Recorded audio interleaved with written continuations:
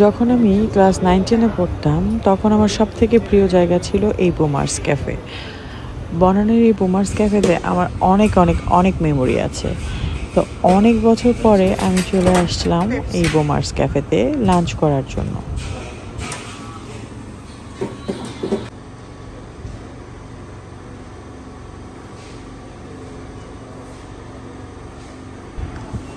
এই যে বসার জায়গাগুলো দেখতে পাচ্ছেন, এই জায়গাগুলোতে কত বসে, বসে আড্ডাও দিয়েছি, কত মজা করেছি, কত স্মৃতি এই বোমার্স ক্যাফেতে যে আমার আছে।